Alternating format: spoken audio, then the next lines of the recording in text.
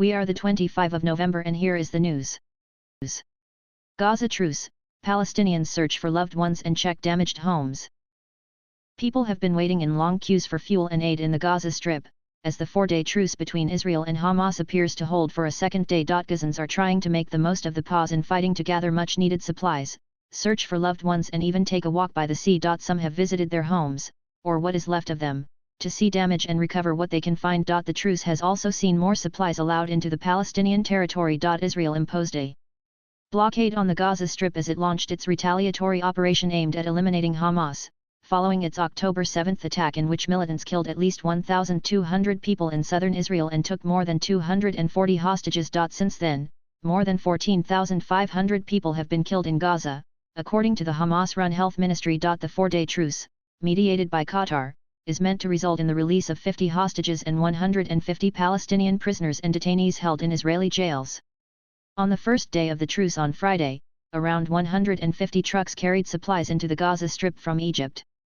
While it was the biggest amount of aid to enter Gaza since the first convoy crossed the border on October 21, the UN says more is still needed. Communications are largely down across Gaza, however pictures emerging from the Strip show long queues for fuel and other supplies in Rafah, in the south of the territory. Trucks have been waiting on the Egyptian side of the Rafah crossing early on Saturday morning, ready to carry in food, water, fuel and medical supplies. The Israeli military confirmed that 4 tankers containing fuel and another 4 carrying cooking gas entered Gaza on Saturday morning. It is a slow process to get over the border, with every vehicle checked by the Israeli military before making the crossing. The Palestinian Red Crescent said 61 aid trucks carrying food supplies, drinking water and medicines had set off from Rafah towards the north of Gaza. It said this would be the largest aid convoy to reach the north since the beginning of the fighting. The Israeli government said it was expecting 226 aid trucks to enter through the Nitzana crossing in southern Israel.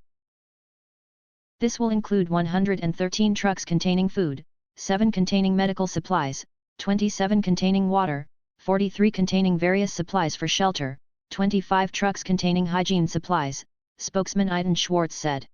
An additional 11 Egyptian trucks are carrying medical supplies to the Emirati hospital, he said. Despite joy for many at the cessation of fighting, it has been mixed with sadness after many returned to their destroyed homes to save what remained and retrieve the bodies of their loved ones from under the rubble. Tahani al-Nayar used the calm of the truce to return to the ruins of her Khan Yunis home on Saturday, Reuters news agency reported. The 58-year-old pulled several intact cups from the rubble of her home, which she said had been destroyed by an Israeli airstrike which also killed 7 members of her family. In the southern city, some people are living in makeshift tents outside the Nasser hospital as they wait to decide whether to return to the north of the Strip. Crates of tomatoes, lemons, aubergines, peppers, onions and oranges could be seen at a street market in the city. Juliette Thoma, spokesperson for the UN Relief and Works Agency, UNRWA, told the BBC the situation on the ground was absolutely terrible and, while the aid which had reached Gaza was welcome, the organization was ready to receive much more. She said there was a need for basic hygiene items as well as more medical equipment, fuel and food. People have described having to flee with only the clothes on their backs and most have been unable to wash properly.